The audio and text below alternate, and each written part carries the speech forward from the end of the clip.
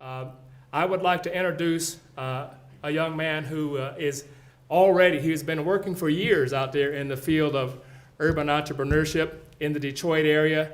He's doing what we're talking about today. He's facilitating entrepreneurship with a number of different organizations. I was joking with him this morning. He's got so many jobs, getting a lot of checks. But he's instrumental. He was instrumental in Dr. Robinson coming here and being our speaker this morning. So Marcus Harris is going to introduce our keynote speaker for today. Thank you very much.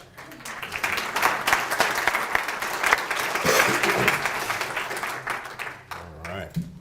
And thank you, David, and good morning, everyone. Thank you all for being here today. As David mentioned, my name is Marcus Harris, and I am a proud BBA and MBA graduate of the Ross School of Business here at the university, so go blue, right? Go blue. And I also have the pleasure of being a doctoral student at Lawrence Technological University in Southfield. Professor Don Reamer is here as well. He's one of my academic advisors doing my dissertation. Professor Reamer, thanks for coming. Go Blue Devils, yeah. Go Blue and go Blue Devils at Lawrence Tech, that's right, yeah. But I have the very distinct pleasure and distinct honor of introducing my academic mentor and friend, Dr. Jeffrey Robinson from Rutgers University. But before I give his formal introduction, I just wanted to make real quick informal remarks on my interactions with Dr. Robinson. Dr. Robinson truly has been visionary for me. He's been such an inspiration for me in my academic career. I had the pleasure of meeting Dr. Robinson about a couple years ago. I had the pleasure of visiting his Center for Urban Entrepreneurship and Economic Development in New Jersey, and I was just blown away. I was like, wow, we need to replicate what Dr. Robinson is doing in New Jersey right here in Detroit and in Michigan, and that's my vision long term. And hopefully this symposium is the first step, right, in replicating Dr. Robinson's work here in Detroit and in Michigan. So I'll end my formal remarks by saying that as a doctoral student, I'm currently starting my dissertation in urban entrepreneurship at Lawrence Tech.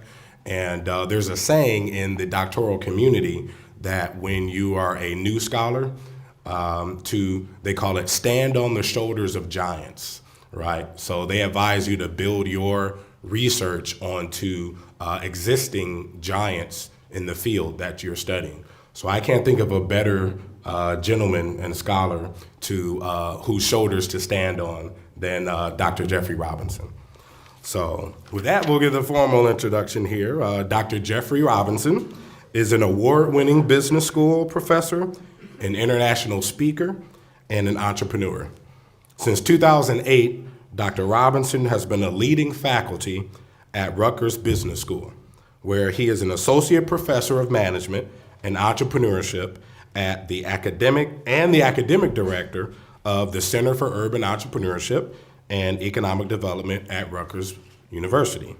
The center is a unique interdisciplinary venue for innovative thinking and research on entrepreneurial activity and economic development in urban environments. All right? Through his research, his business ownership, and community activities, Dr. Robinson makes direct impacts in entrepreneurship and economic development policy and practice in the state of New Jersey and beyond. So, ladies and gentlemen, my friends, I want to introduce to you, it's a distinct honor and pleasure to introduce Dr. Jeffrey A. Robinson.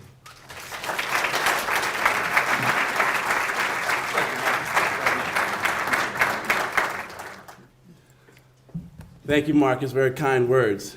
Very kind words. I appreciate you and the work that you're doing here in Detroit. Good morning, everybody. Good morning.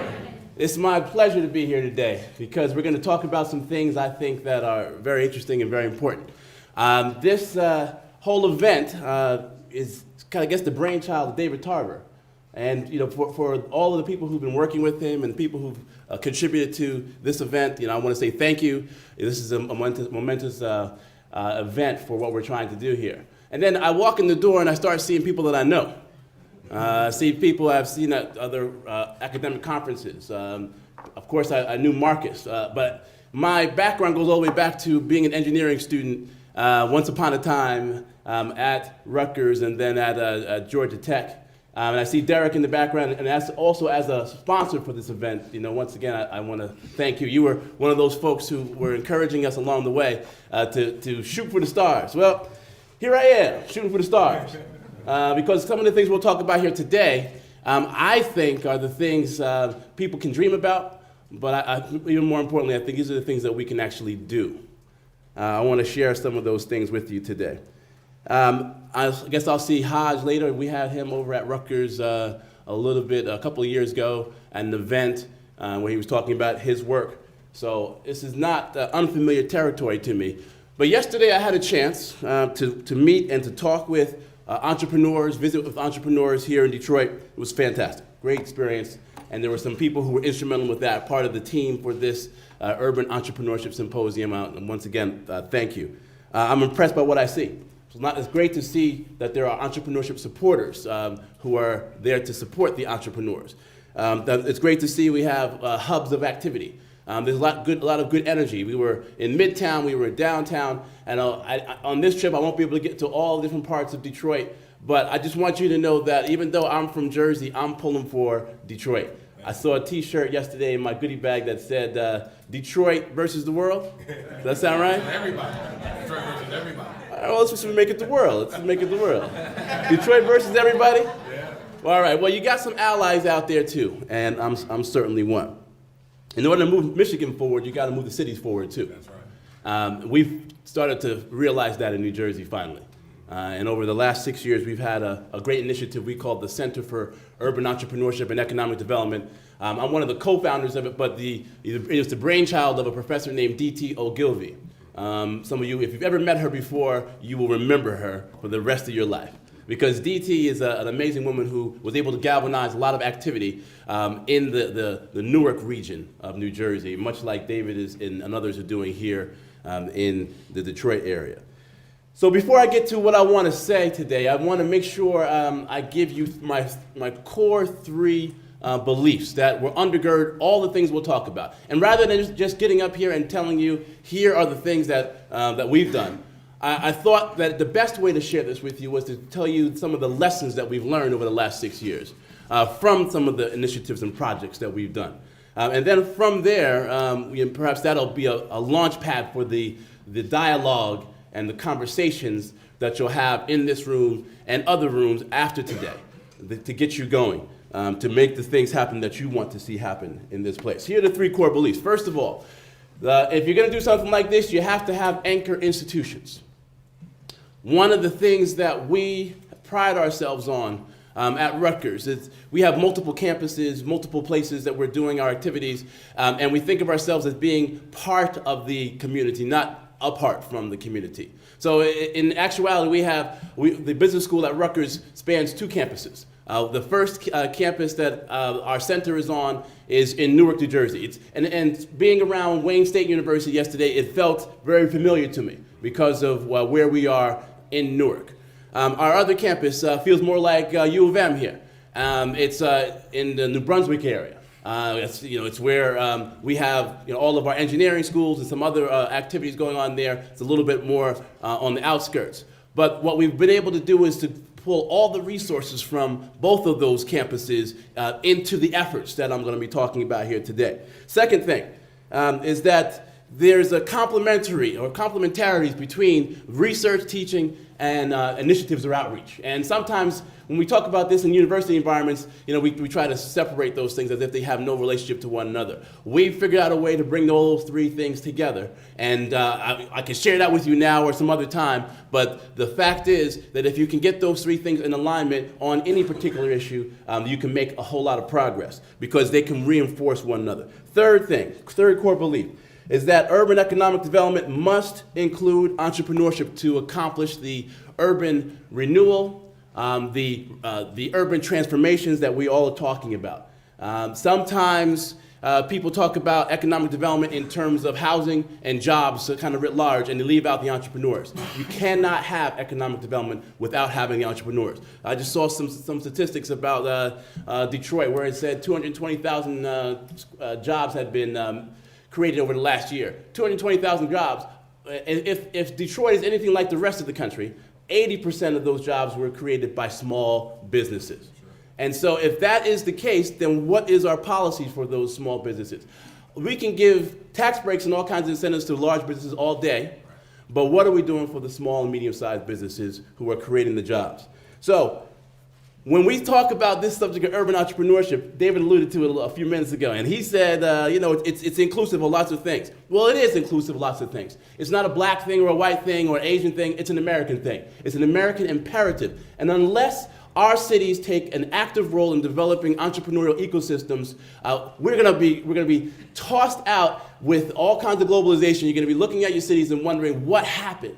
Well, if you're saying that about your city today, I love the hashtag for this conference, Fix My City. Who's going to fix it? Turns out it's going to be entrepreneurs and activists. It's going to be people who are on the ground thinking about how to make things better.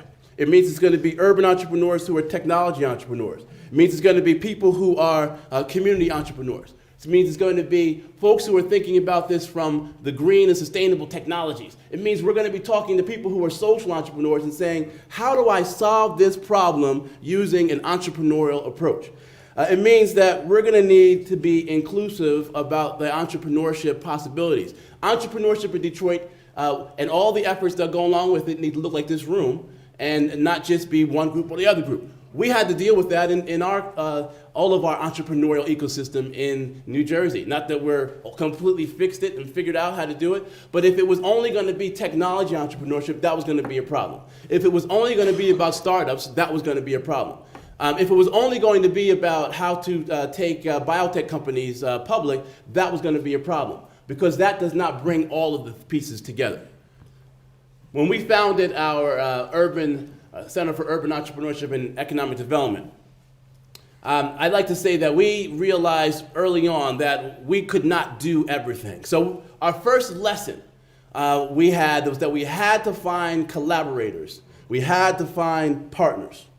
When we started it back in 2008, we had some great opportunities to leverage this concept and this idea right away. Because when you come into this space, of course, everybody's wondering, well, who's going to do what? And I've been doing this for 25 years, and here you come. Our strategy, DT and I sat down and said, you know what? Our strategy is, number one, no duplication. Why should I be doing the same exact thing somebody else is doing? If somebody's already doing it well, how can we partner to make it happen? And then making unique collaborations will lead to some better creative solutions.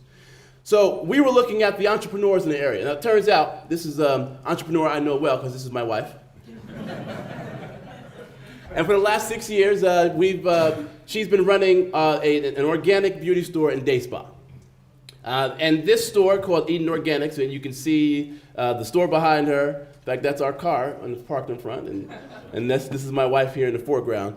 She's been running it for the last 6 years, and we've gone through the whole cycle of startup, and now we're at that point we're trying to figure out what's the next thing. What we realized in our Newark region was that there were lots of programs around startup, but there weren't enough programs about growing the businesses that were already there, because the needs are different. And so as we started to look at the environment and really understand what was going on in the communities, we said, well, how can we partner to create a program that will create jobs, that will contribute to the economy? Well, the gap for our community was in these growth entrepreneurship, in these growing firms, these firms that were in the 5 or 7 person category who, given the right circumstances, some financing, some training, where they could move from working in their business to working on their business, we could go and create something that would add some value to entrepreneurs. And that's where we created something called the Entrepreneurship Pioneers Initiative. And this is one of our first classes of the group. You can see who's here. Now, we structured this program in a specific way. We were deliberate about how we did it.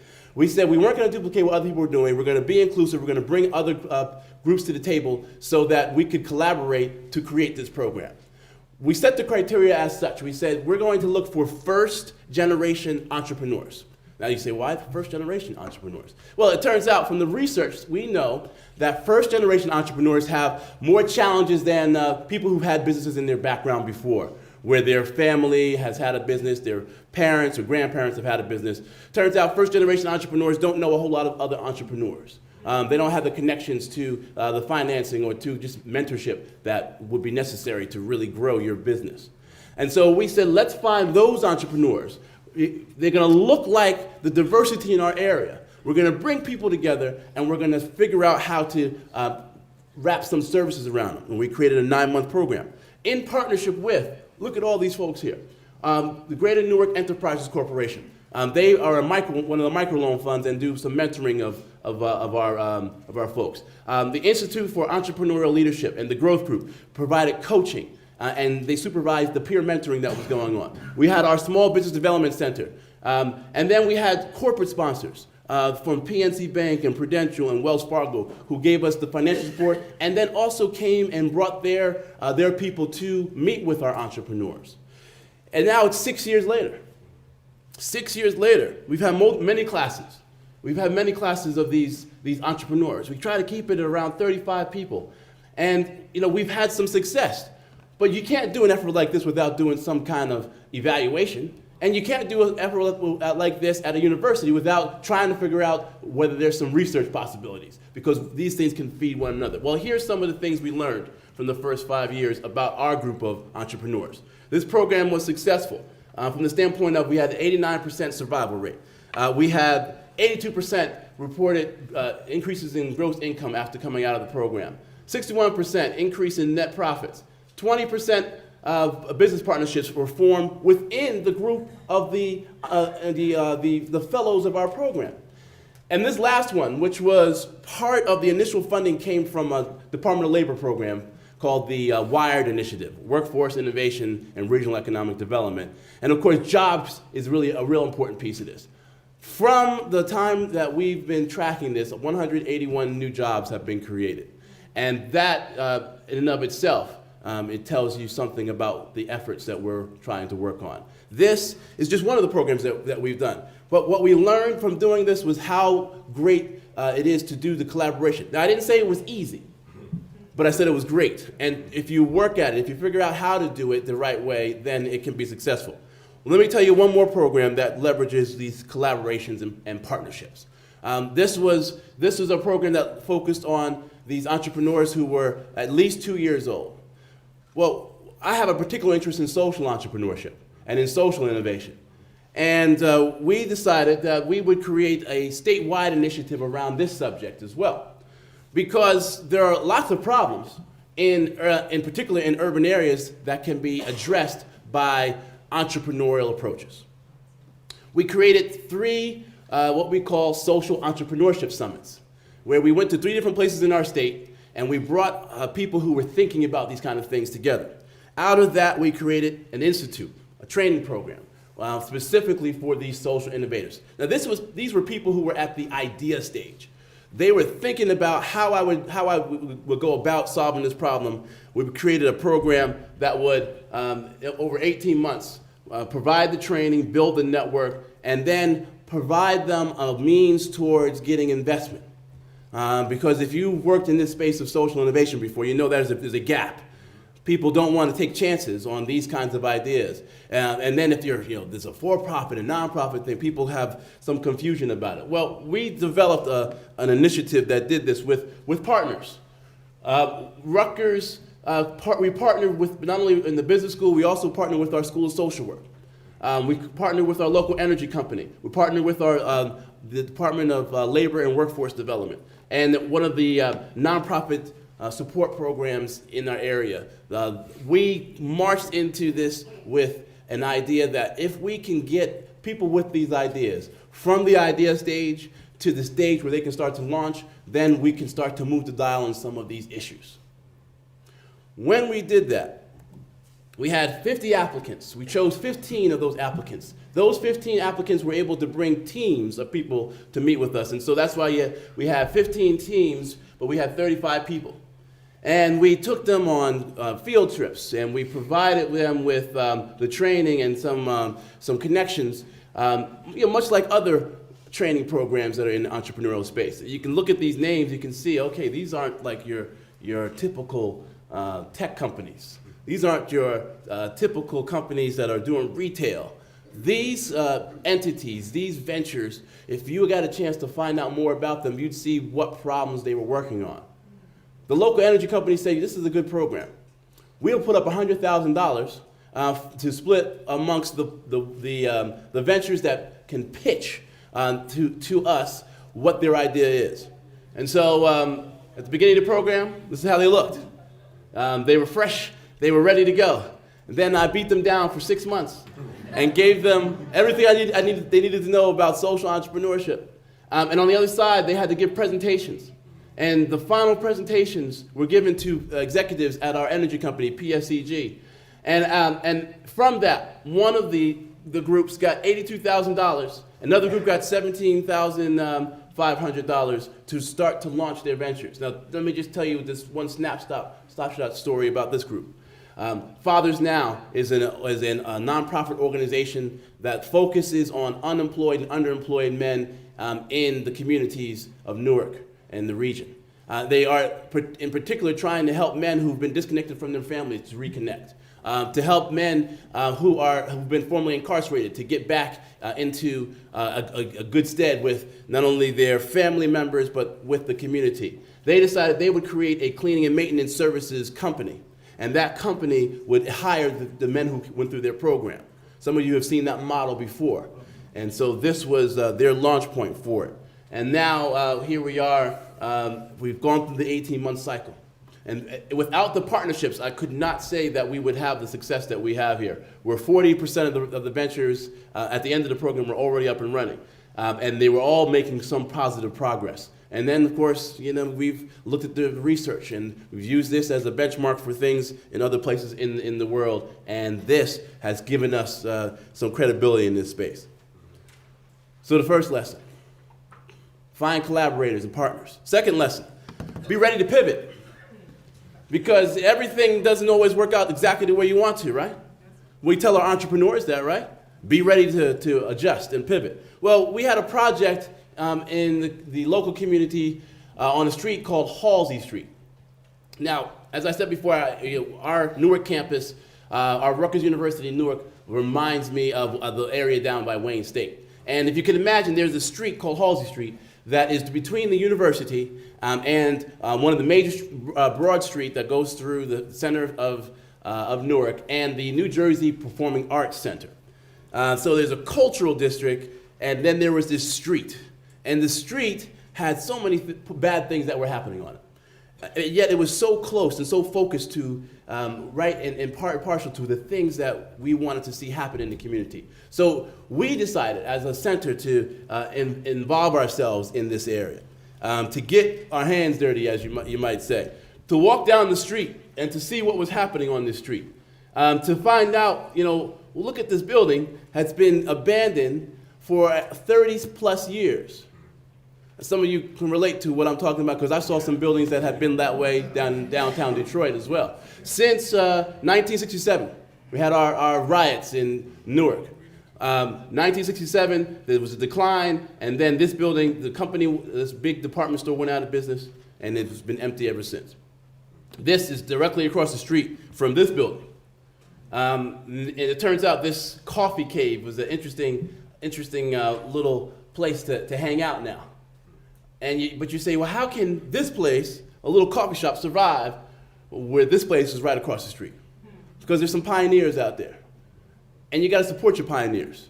Got to figure out ways to support them. Well, there was a real estate entrepreneur who had ties to this area, who was thinking about ways he could contribute back to society, and in particular, to contribute back to Newark. He said, how can I make contributions? Well, he came up with a scheme to provide some seed funding to entrepreneurs. And in this coffee cave was the first recipient of that $25,000 loan. And it fulfilled a great role in what we were doing because, as you sometimes already know, they always tell you to go find friends and family money, right? Well, what happens when your friends and family don't have any money? So this was playing a very important role in the ecosystem to try to put some money into the system. Well, this was one of the businesses. There were 3 that were going on there. He asked the university to come alongside him and to do some of the due diligence on the various entrepreneurs who were doing it. And we did that for a while, and it turned out to be the beginning of something really special here on this street. We were able to help and support other entrepreneurs in here. And I say you got to be ready to pivot because sometimes different things happen. One of the things is after a couple of years of working with the real estate entrepreneur, we didn't feel there was enough money going on the street. So we shifted the attention of our students from doing the due diligence projects to doing active business plan development, marketing. We sent our MBA students to sit there and work with entrepreneurs on growth plans and development plans. One of the groups we worked with was this corner store. Once again, a pivot. This store here says Newark Art Supply. Unfortunately, they went out of business. We had supported them, but they went out of business. We do what we do. We support businesses as best we can. It doesn't always work out. It doesn't mean that we failed. It doesn't mean that the process has failed. It means that we are now part of trying to support what's happening on this street. And so we've changed our strategies for how we work on this street. I'll show you what has happened here in just a moment. But just to finish the story, the art supply store had started to share the space with a cafe. And so they were sharing this corner store right here. And what we ended up doing was supporting all of this with a sort of a little nudge, a little push to help the people realize maybe this art supply business is not going to survive. What if you take that sublease and turn it into a lease that would have the cafe there? If you go to that corner now, there's an art kitchen, which is a cafe that is very busy, and there's enough of foot traffic on this street that people from all around these sort of 10-block area come there and get something to drink, get something to eat, have some lunch. Fast forward to this past year. Over time, the city has decided to do some things on this street around streetscapes, making it a demonstration block, applying for some community development block grants, and really focusing attention on this. And that reinforced some of the efforts that we were doing. And then the business owners started to show up. And there's been some churn and some changes. But to fast forward to what happened this past year, remember that building I showed you before? This building, just like all the buildings in urban areas, it went through a couple of different owners. People were wondering who owns it. We finally figured out who owned it. Those folks started negotiating because if you look down the street now, you see there's a big building going up there. When we started, that building wasn't there. If you know anything about Newark, you know that Newark is the headquarters of Prudential. Prudential decided to move a major office building onto the street that we've been working on for the last 4 years. And so with them moving onto that street, some other development started to happen. Now that Haynes building that I just showed you, the first floor of that building is going to be some retail space. So the upper part of that building is going to be some condos and lofts. And it turns out Whole Foods will be moving into the first floor. And so I can't take credit for all of that. Neither can our program. We've got a great team of folks doing things, but some of this just is about making the incremental change, putting some energy on the block, helping people to realize that there's value here in these spaces. And then other people start to figure out, okay, this is a place where we want to do something. And so if you go back to this corner now, you'll see there's a building there, parking decks and glass enclosed building. And it's really going to transform that block into something that we've always wanted for this area. It'd be more of a 24-hour type of operation. Hey, my last and final lesson.